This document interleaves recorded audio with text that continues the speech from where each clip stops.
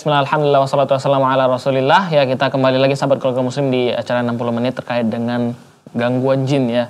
Nah ini kita lanjutkan kembali ya Ustaz ya. Tapi Ana mungkin ada pertanyaan lagi nih Ustaz, terkait dengan gangguan jin Ustaz.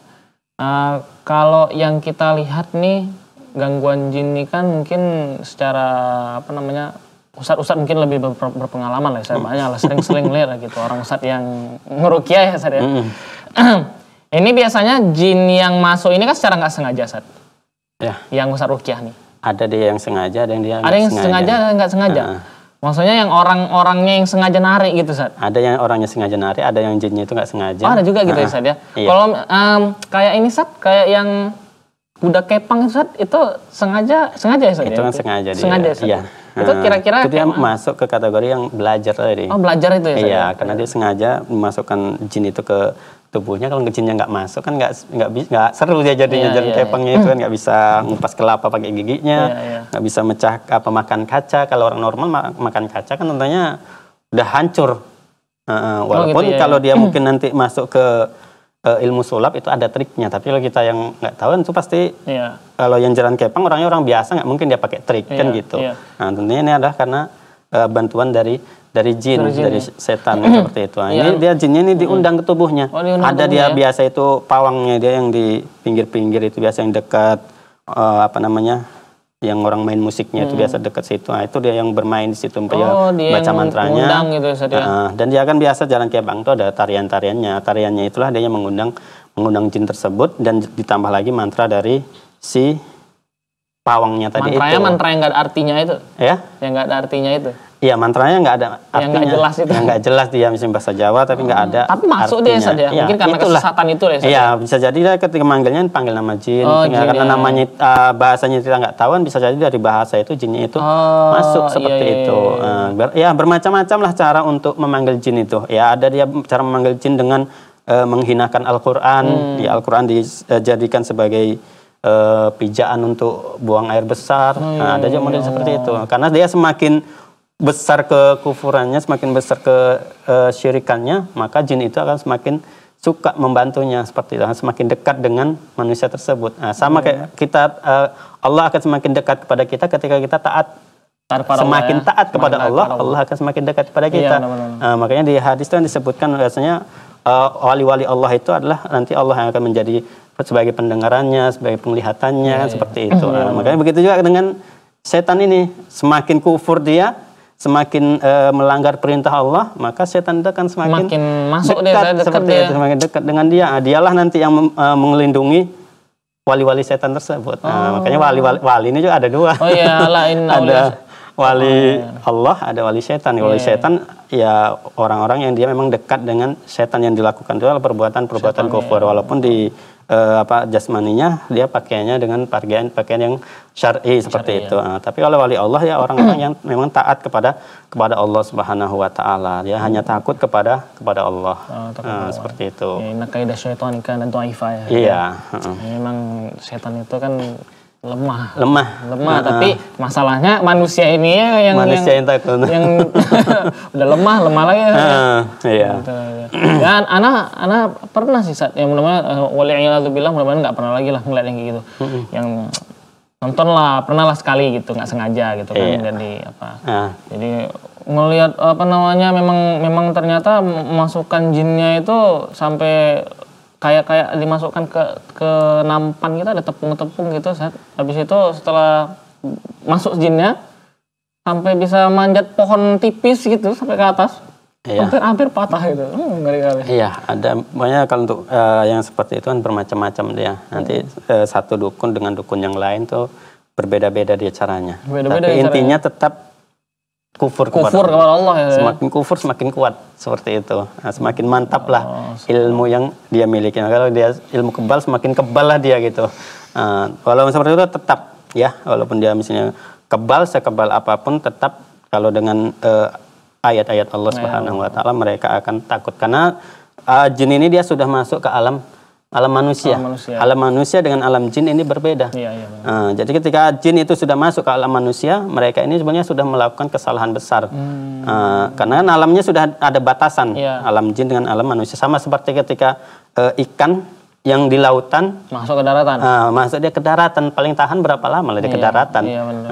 Jadi ikan paus misalnya kan gitu, ketika dia keluar ke daratan, sehebat apapun dia di laut, ketika dia di daratan, kita tengoknya aja mati dia.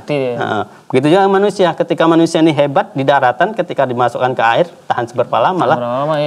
Ketika perang sama ikannya paling cuman sekali sergap aja sudah nelan, sudah mati kan. Karena memang bukan alamnya. Maka begitu juga dengan jin ini. Ketika jin ini dia masuk ke alam manusia, sebenarnya jin ini lemah dia nggak kuat dia. Dan disebutkan di hadis Nabi itu kan bahwasanya pernah Nabi ketika sholat dicekik lehernya sampai setan itu mengeluarkan lidahnya. Ifrit ya, iya, jin ifrit itu kan dicekik sampai tangannya itu kena ke tangan Rasul kan, tangannya itu sampai basah.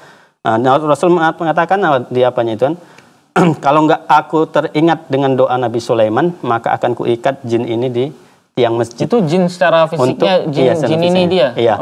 Bukan masuk ya? Untuk apa dia? Untuk mainan anak-anak. Untuk mainan anak-anak kan tentunya kecil. Iya benar. Kan tentunya kecil ya kalau katanya untuk mainan anak-anak kan kecil ya gitu. Berarti jin ini pada asalnya kecil, tapi dia menjadi besar ya ketika kita memang takut kepadanya. Pada jin itu.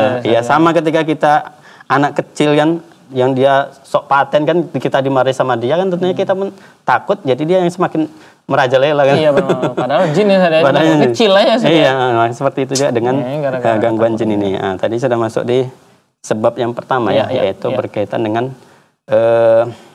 belajar. Belajar ya. Jadi belajar ya.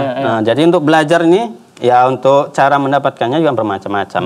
Ada di nanti ya terserah mereka, yang penting yang menjauhkan mereka dari Allah Subhanahu wa taala kekufuran. Makanya rata-rata yang belajar ini ya, yang diajarkan ini memang dia ada dasarnya dari Islam, tapi dia tidak khusus. Zikir-zikirnya ini kadang makanya di para ulama mengatakan bahwasanya setan itu ya lebih suka kepada ahli bid'ah. Ya benar.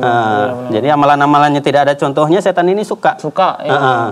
Ketimbang dia daripada ahli maksiat. Karena kalau ahli maksiat tahu yang dilakukan ini salah. Minum khamar tahu dia salah, berjudi tahu dia salah, apalagi berzina tahu dia salah. Makanya nggak ada orang mau, kau mau anakmu jadi anak pezina, nggak ada yang mau. Kau mau anakmu jadi peminum khamar, nggak ada yang mau. Cuma orang ini aja lah. Tapi kalau dibilang kalau dia yang amalan-amalnya tidak ada contohnya, zikir 1000 kali yang ada dasarnya seperti itu. Tapi kalau dia zikirnya hanya sesekali mungkin nggak ada masalah kan, seperti Ibnu Taimiyah pun pernah dia berzikir membaca istighfar itu sebanyak 1000 kali. Ketika ada masalah dia beristighfar sebanyak 1000 kali, tapi kan dia tidak merutinkan, tidak mewajibkan seperti itu. Tapi tidak ada diwajibkan kepada siapapun, hanya untuk dia sendiri. Tapi kalau yang dia wirid-wirid ataupun zikir-zikir yang dia tidak ada dasarnya dari Al-Quran ataupun hadis, kadang dia zikirnya itu ada di hadis, ada zikirnya di Al-Quran, tapi jumlahnya itu kadang biasa lebih banyak. Misalnya dia nanti suruh zikir Allah kan lafaz Allah ada di Al-Quran, di hadis banyak kan seperti itu. Cuma masalahnya kan nggak ada yang dilafazkan yang harus disuruh ke. Iya, disuruh seperti itu. Kadang yang mukabal dia seperti itu dia, amalan-amalan yang dia memang tidak ada dasarnya dari kadang sampai hadis. Itu dia, di situ dia bisa jin itu masuk dari situ, karena orang itu belajar ini ya seperti itu kan. Nanti dia ini zikir ya kan, nanti ada modelnya puasa ada contohnya dari ada. Dari syariat ada, makanya orang banyak terkecoh tentang puasa ini. Tapi puasanya bagaimana? Puasanya ada nanti puasa putih kayak puasa bertapa gitu. Iya, bertapa di gua gitu.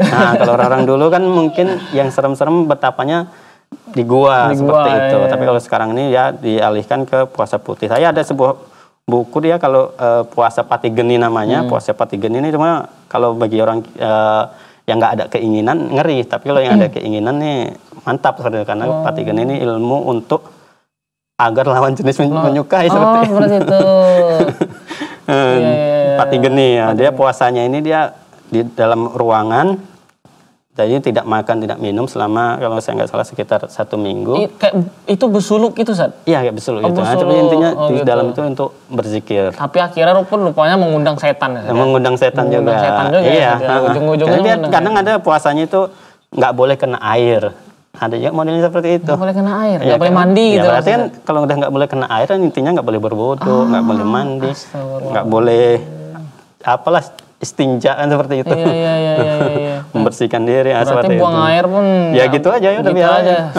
Nah, namanya semakin kotor kita, setan itu semakin najis kita, setan semakin kok jijik kali ya. Datang, semakin suka gitu, dia. Makanya semakin jelek yang dilakukan maka setan akan semakin datang dekat dia. Iya, orang suka deh kan dengan keburukan manusia. Iya, makanya itulah dia berkaitan dengan puasa. Puasa ini pun kan bermacam-macam dia. Puasa yang untuk yang dia ada terkena untuk gangguan jin ini bermacam-macam dia. Yang memang untuk mengundang jin puasanya ini. Nah, itu tadi kan salah satunya puasa putih, ada nanti puasa wisol, makanya dalam Islam dilarang puasa wisol kan. Nah, ini ada yang menggunakan untuk puasa wisol ini. Dia puasa terus-menerus, menyambung dia puasanya. Dari hari ke-1, hari ke-2, hari ke-3 terus. Nah, ini yang dilakukan. Ya, berarti bagi kita sebagai hamba Allah, ya kita sebagai manusia, sebagai seorang umat muslim, ya maksudnya tetap dekatkan diri kita kepada Allah ya. Jangan sampai kita mengikuti kekufuran lah ya. Apalagi kayak tadi yang Ustaz ceritakan, kalau bisa kita ya sebagai seorang muslim yang taat kepada Allah ya jangan lupa mandi lah gitu. Karena mandi ini kan kebersihan gitu. Wudu jangan lupa gitu. Jangan sampai yang cerita-ceritanya kayak orang-orang yang tadi tuh yang sampai nggak kalau buang air itu nggak cebok gitu. Nggak istinja nggak istismar gitulah. Mungkin bahasa kita ya bahasa seperti itu. Maksudnya membersihkan lah gitu ya. Nah, mungkin kita break dulu ya, Ustaz ya. Nah, kita akan lanjutkan kembali setelah jeda berikut ini ya. Sahabat keluarga muslim, jangan kemana-mana, tetap di 60 menit. Setelah jeda berikut ini kita akan kembali.